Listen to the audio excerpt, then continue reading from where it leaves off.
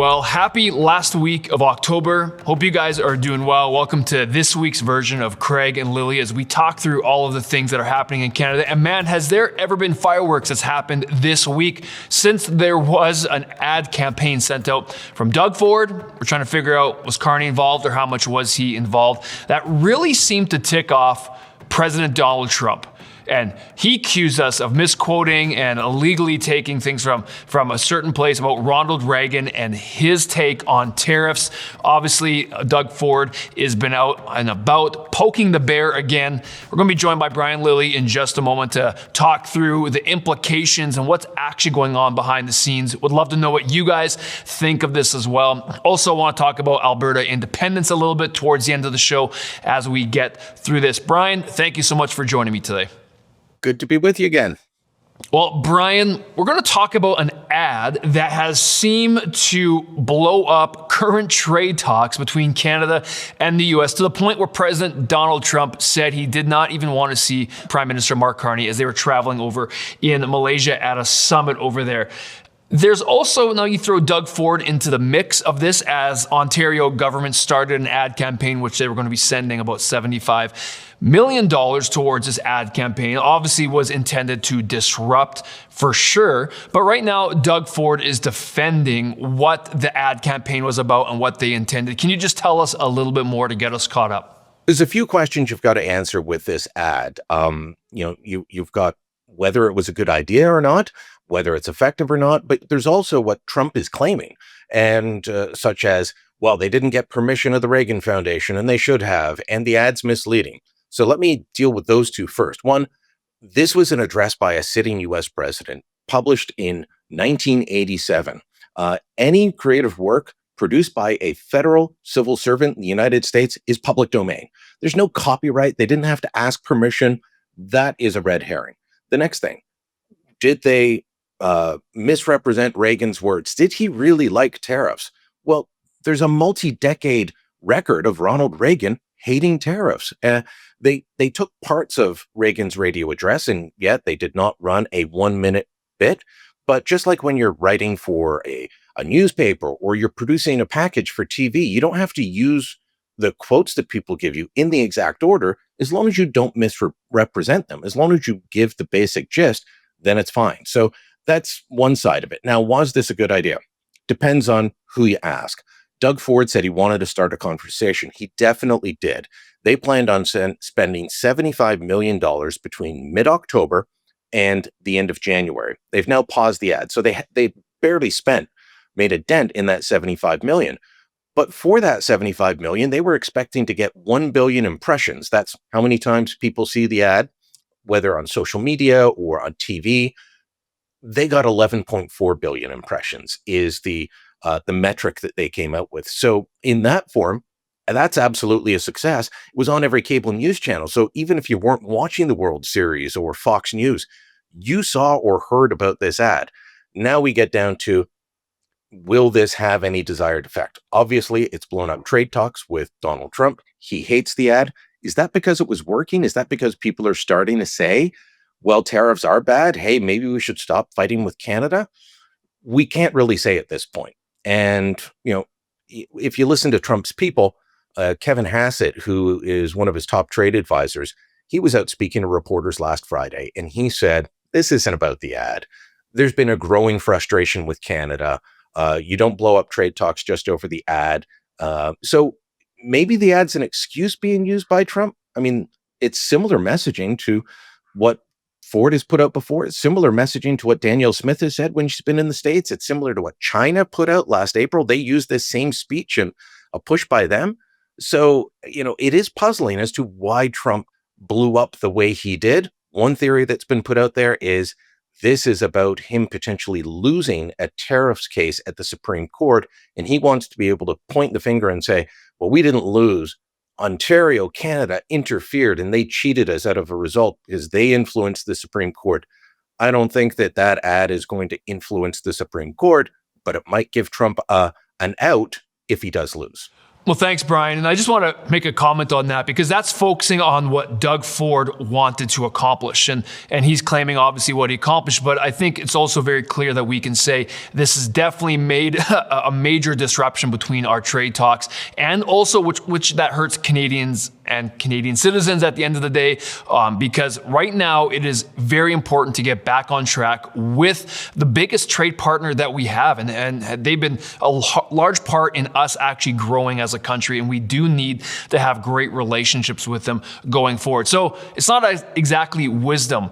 But it's interesting to look at Doug Ford's comments because during his press conference and his defense of this, he actually threw a couple of shots out west, especially at Premier Danielle Smith. And I'm interested in a couple of your thoughts because they have been friendly and they've been complimentary of each other as well. But I'm wondering, why is Doug Ford now taking some shots at Premier Danielle Smith in regards to these ads? I mean, perhaps he seemed annoyed. So he had was making the point, well, I heard from governors that liked it, but they were all Democrats, as I pointed out to him. He never answered on that. He was saying that premiers across the country supported him and backed the ad. And someone else yelled at, well, Danielle Smith doesn't like it. And he said that's because, her industries are not being annihilated. She has this thing called oil that the Americans are still going to need. Look, Alberta is being hit by the tariffs. They're not as high on oil. But it's not as if there aren't other industries in Alberta, including steel, that are being impacted by this. So, yeah, I mean, it's been strange. At times, they have seemed to be at odds with each other. And then, of course, around Stampede, they stood side by side. I've spoken to both of them about the other, and they're always saying nice things. But he did appear annoyed. So, this ad is hurting relationships all over the place. Well, Brian, again, turning our attention to the relationship between the U.S. and Canada. This was a major part that got Prime Minister Mark Carney elected, was being able to handle elbows up, figure out how we can deal with the United States. You look at what President Trump saying he did not want to see Prime Minister Carney over while they were in Malaysia. Trump's ambassador in Ottawa is literally saying bridges are burning and there's no trade deal in sight. So things obviously do not look good regarding the trade deals between us. Please tell us a bit more about this relationship. And is it getting better? Is it getting worse? They appear to be. Look, there was a big event in Ottawa last night. Canada American Business Council. Hoekstra was there. Our ambassador, Kristen Hillman, was there. Ministers like Anita Anand and Dominic LeBlanc were there. Lots of business people trying to get things back on track. And what I've been told is that it was a depressing event. This is normally a, hey, let's get together and rah, Canada, US, we're all great friends. And that is not happening. And yeah, Hoekstra saying that he's not sure trade talks can get back on track. If they don't get back on track, if we don't have something going, eventually we do have to get to the CUSMA renegotiations at some point next year. Well, next year is a midterm election year.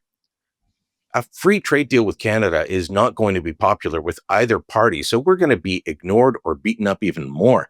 There's a perception in both parties that, well, these trade deals hurt America. And that's part of the narrative. We're not countering it properly.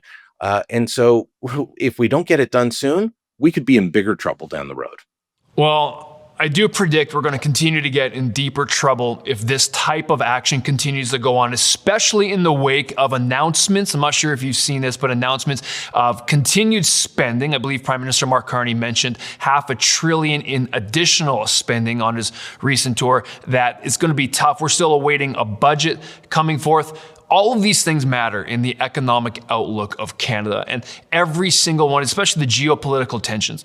We're trying to build a country, and we need leaders that are going to help build and put forth the best foot. And I'm wondering, just a couple things, as we continue to build a foundation that this new government and the government of the United States can build upon.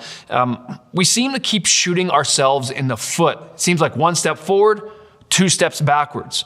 And this is going to continue on. And I'm wondering if you think if this is on purpose with Prime Minister Mark Carney in the direction of wanting to not be as reliant on the U.S. and to move towards maybe European Union counterparts and trade in other spots. What's your thoughts on that? Well, it would be if we were seen as a reliable trading partner, but we're not. India recently called us an unreliable partner when it comes to things like energy. The stuff that you guys have abundance in the ground in Alberta that is desperately wanted in India, in China, in Malaysia, in Vietnam. And a lot of these leaders that are hearing, hey, well, Canada wants to do more trade with you, they say, yeah, but can you get us what we want? Can you get a pipeline? Can you ship it? You've got this tanker ban. You've got this, desire not to build pipelines. Can you actually provide us what we want? And the answer, quite frankly, is unclear. So, we've got to give clarity to these countries, if we're going to try and trade with them. A lot of what is purchased in Asia right now is up in the air. You've got the canola tariffs. That's about $4.9 billion a year of canola that goes to China that is being hurt at the moment. You've got lentils and peas going to places like India.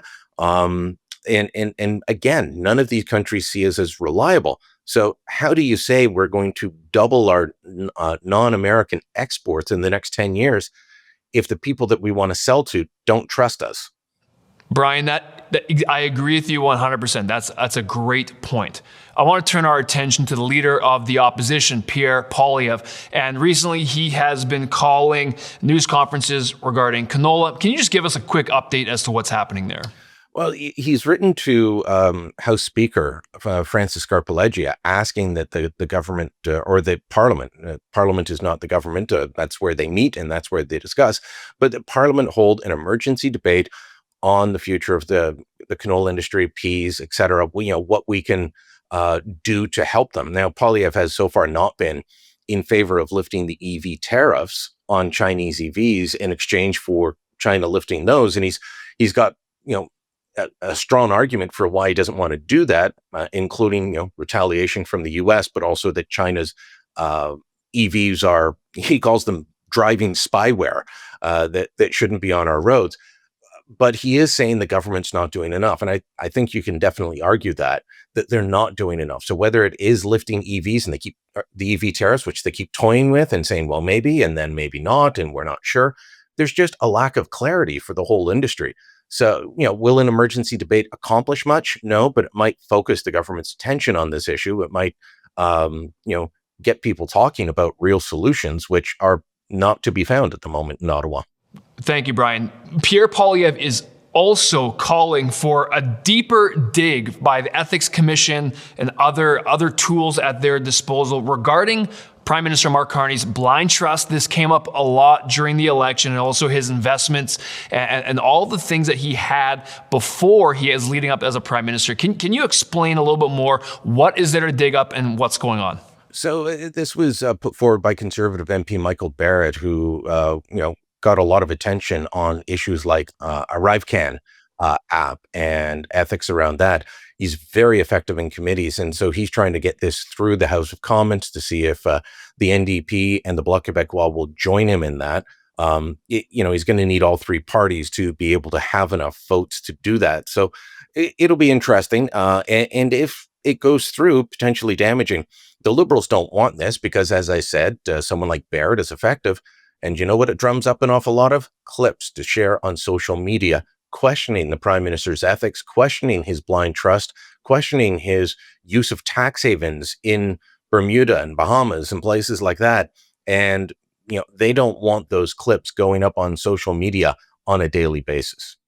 Brian, there's a lot of Canadians who are hearing and thinking about the Canadian economy and blaming exclusively tariffs when it comes to issues that we're having with our economic output as Canadians.